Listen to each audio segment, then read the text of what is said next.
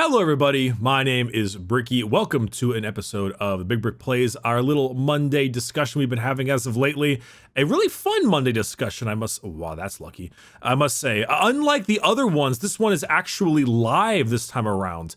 And the reason for that is because I actually thought that in order to discuss the topic properly, we should most likely actually have this episode be live, because it just makes the most amount of sense that way. We're talking a little bit about zombies today, not necessarily doing just a regular old question this time around, because all the questions that I did have, I've already mostly answered. And this time I was like, something I've been thinking about a lot lately, something I've been actually really kind of like twisting my head around a tab, is the more recent zombies experience in Call of Duty in the past couple of months. When I was playing Cold War, I was playing the new map in particular. I attempted to do a world's first for the Firebase Z Easter egg. Wasn't able to actually get it done, unfortunately. We did our best, but we got stuck on the part where you have to get the mimics in the various areas. That was our biggest problem, which is definitely too bad. But regardless, we gave it a shot. And after giving it a shot for a bit, we actually had a pretty good time. But after finishing the Easter egg and all, I was thinking this weird, like, kind of back and forth where the game itself, the actual, like, Easter egg, the actual part of the map and the map itself really felt boring. And it was unfortunate because I was thinking, the entirety of Cold War Zombies is actually pretty fun. I find the gameplay, like the actual gunplay, the way they've changed up all of the different kinds of like perks and how they do the dollar economy or the points economy, armor, etc. I found them actually changing that up to be pretty oh, hey, look at that. To be pretty dang good. And I was thinking, hey, Cold War is actually showing it to be really good. I'm not a big fan of the multiplayer and I haven't played the campaigns, so I wasn't quite sure if that was what I was actually like, if it was, just that part. But I found it to be really dang fun and I was having a blast. And then after playing the new map, I mean, it's still good. It's just, it has no personality. And Cold War Zombies truly just does not seem to have any kind of personality. And normally on these Mondays, I ask or answer a question, what's your guilty pleasure game? What would happen if, everything you were doing YouTube-wise and stuff just immediately fell flat? What would you do with your life? But this time, I was just thinking, man, I'm gonna talk about something a little bit more lighthearted and about why zombies is just completely losing any sense of originality. The new map, really? You're gonna give me, thank you for the monkey and stuff. I need gun. God damn. But the new map, Firebase Z, is literally just a random Vietnam base. And looking at it, our operators in Cold War are not actually characters. They're just operators. And I heard that Cold War was actually rather rushed because I guess this is when Sledgehammer Games I think got dissolved, and so Treyarch had to make an entire Call of Duty 1 year quicker than normal, I think. I may have my timelines a little messed up there, but so I'm assuming that might have part of an issue with it, but even so, the development process of the game doesn't necessarily change the final product of the game. If so, I would be a lot less harsh on, say, Mass Effect 3's ending, or, some horrible bugs in a Fallout game, but I'm not. And seeing the game and seeing our operators say just super generic lines, it brings me back to thinking about some of the older maps. And I wanted to pick a nice in-between map right here, Shino Numa, right?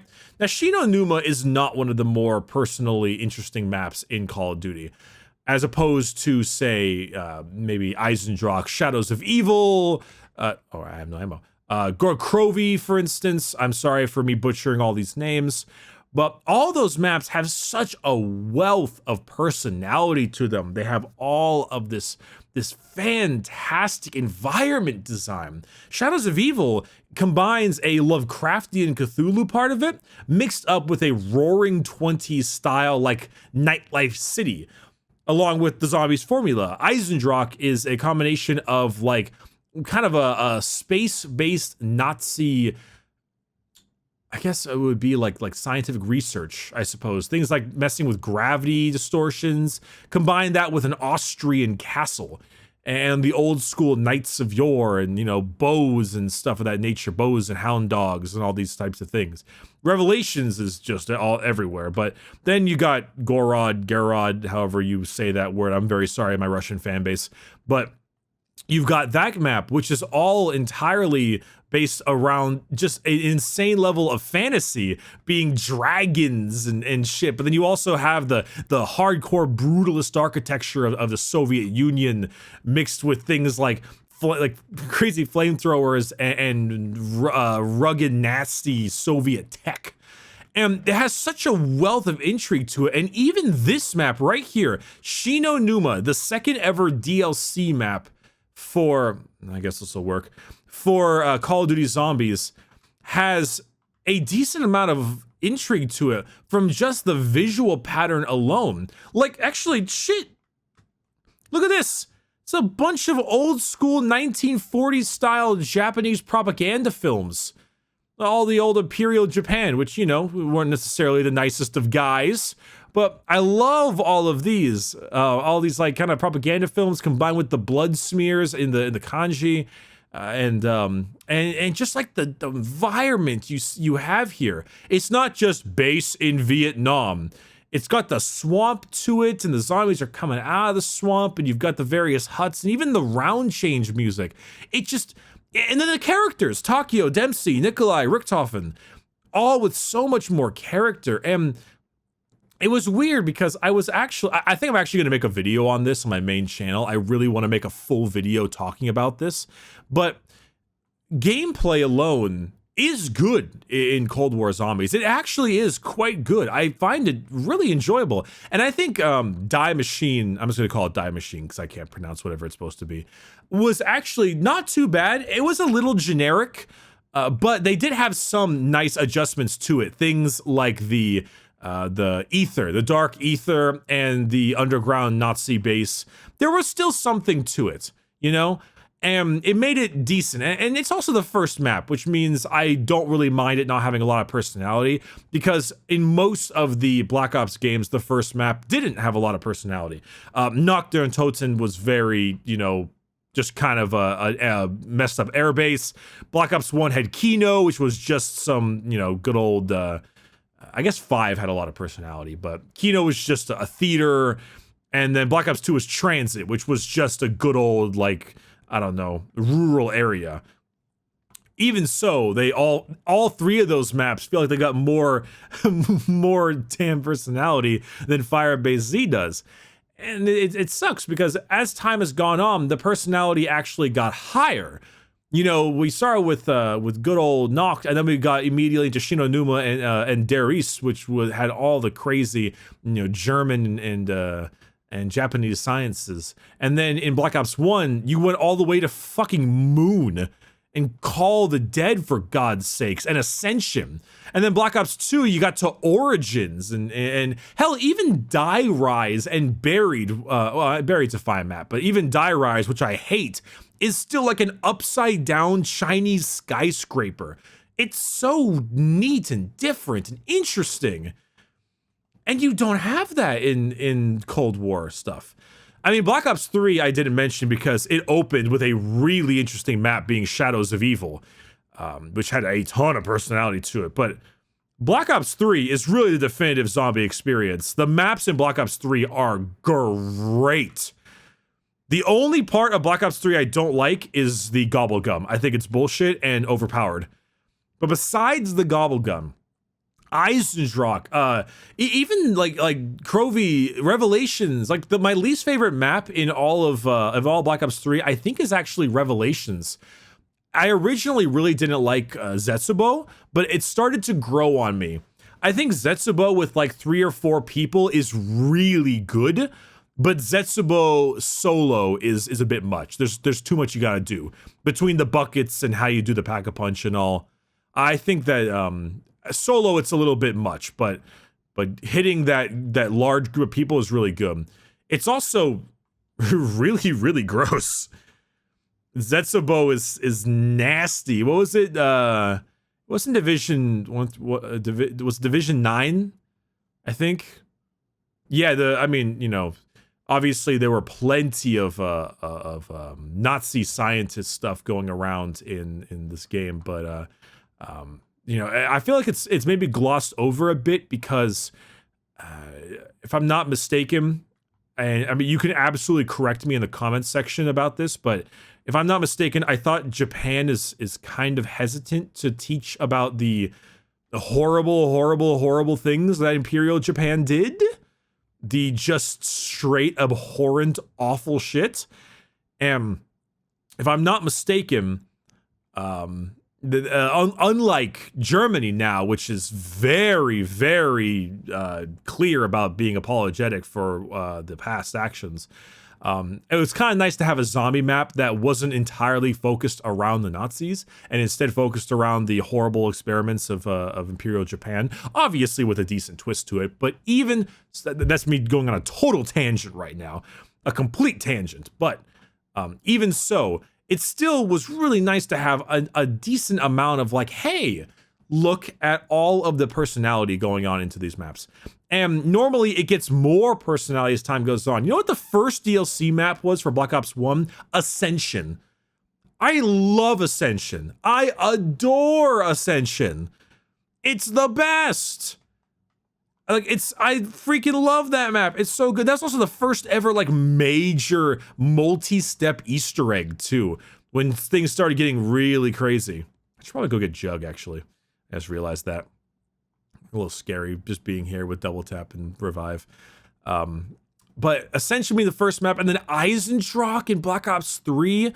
And Black Ops 2's first DLC map was, well, it was Die Rise, which is not very good. But even so, they then follow that one up with Buried, Mob of the... I don't think they need that max ammo. Buried, Mob of the Dead, Buried, and then Origins, which... I mean, I said that I think Barry is a bit too easy for my taste, but Mob of the Dead and Origins are two of the best maps ever freaking made. And I love them to death, even though they're quite hard. But it's really nice to have seen like the sheer amount of effort put into environmental detail and characters. Mob of the Dead is one of the best maps ever, and it has almost nothing to do with the overarching storyline. It is about 4 mobsters played by famous actors stuck in purgatory, atoning for their sins. And I mean, you've seen walking around Mob of the Dead, you've seen the wealth of atmosphere that map has between the warden's office and all the crazy candles and skulls and satanic shit, and the barbed wire wrapped bodies hanging from the ceiling, the electric chair and afterlife. There's so much effort put into design and intrigue. And yay, my operator decides to go out and be like, I kill you, zombie. Ha ha ha. Am I supposed to be excited when, spoilers for the Easter egg of Firebase Z, when Samantha Maxis shows up, and she's not even the same Samantha. Like, this is, if I'm not mistaken, this is like a totally different retelling, a soft reboot. So I have no connection besides the name, and she shows up with like what, Takiyao's sword, who isn't the same Takio because different area, and then like what, Krevchenko arises. Am I supposed to just be like violently coming in my pants because I recognize the name from Black Ops 1? I'm like, that's Krevchenko! You remember Krevchenko, Steiner, almost die. Like, yeah, I know I played that game a decade ago, so fucking what? It's not the same character. Krevchenko blew up with grenades. Steiner got blasted. Wait, or was Krevchenko at the end of the game? Which one got blown up by grenades with Woods? I don't remember. Not important. Not important. Like, am I don't understand. Am I like supposed to care? It's not. Black Ops 3, okay, the zombies storyline is a complete clusterfuck. All right, ever since Black Ops 3, 2, That's like the one downside to Origins, is that the Origins Easter egg basically ruined the zombies storyline. It turned into a whole bunch of alternate dimensions and this, that, and the other thing, and all this bullshit. And it just decided to go crazy. And that was the big issue I had with Black Ops 3, is the storyline is all over the place. But what made Black Ops 3 still so good is you had that storyline of the younger characters having to get the souls of their older selves. And that actually made for some really emotional weight, with the exception of Richtofen, who just iced his friend. You got a somber moment with Dempsey. You had a really sad moment that brought some context with Nikolai. And then you had the betrayal of Takeo. It gave you a lot more weight to the actions. And often, you know, you're allowed to have a whole bunch of random horse shit going on, so long as you got characters you care about. Tons of movies do this, you know, Mad Max, right? You don't give a shit about, like, okay, Immortan Joe and how did the Earth become a wasteland, and it's all impractical. And who gives a shit? You care about Furiosa, you care about Max, you care about, I actually forget his name now, and I kind of feel like an asshole for this. Like the war boy. Shit, what was his name? Oh my, it was like Nux, or like, it definitely wasn't Knuckles. That's a different piece of media right there. I don't really remember what that was called, what his name was. I feel dumb, but you know, so long as you've got good characters, you're allowed to have a whole bunch of horse shit. Like, a lot of people love Christopher Nolan's Interstellar. I think Interstellar is decent. I don't think it's fantastic. I think Interstellar is a decent movie because in the beginning it was really, really good.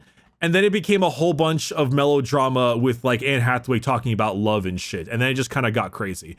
But it's still, hey, I got Red Hex camo. It still was a decent movie because I gave a shit about like Matthew McConaughey. And I gave a shit about the characters in it. And that's what kept it going. And that's what Zombies was able to do, is pull off some really good characters. And you know what doesn't have really good characters? Fucking Cold War, because there's no fucking characters, because it's just a bunch of operators that you buy with microtransactions. I'm gonna start reading. Oh, God. God damn it, Takeo. Sorry, I guess there's no sound effects right now. He just screamed, "This is honorable," because it's old Takeo. All right. But yes. Anyway, I wanted to make a whole video on this, and I think I will. I think I'm going to make an entire video on good old why Zombies is very, very, you know, not very good. At least right now. It lacks personality. Cold War Zombies has no personality. That's going to be the name of this video.